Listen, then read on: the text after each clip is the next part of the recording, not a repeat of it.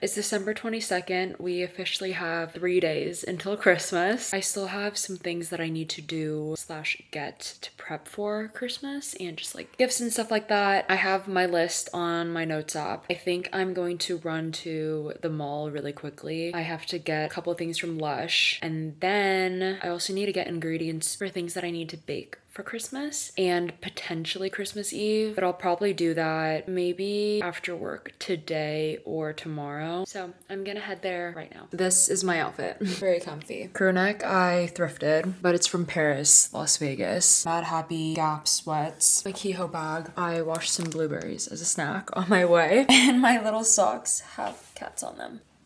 Okay, I am making gluten-free brownies, but I'm gonna put some mint chocolate inside. I've never tried this brownie mix before, but I am excited.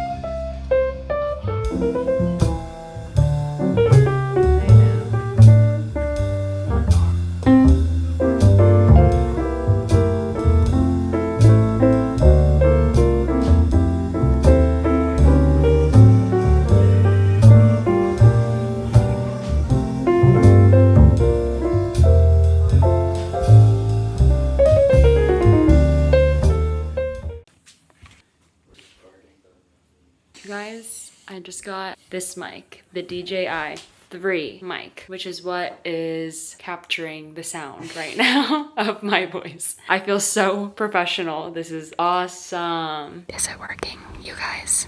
The last clip that I shot was actually recording off of my camera speaker and not the DJI, but now we're gonna see if it works. Hopefully it does. I did not have a proper outro for my vlog, so I thought that I would just record this little bit to put at the end of the video. It's the day after Christmas. I hope everyone had an amazing holiday. I did not have work today, so I've been in these awesome pajamas all day. I will see you guys in the next video.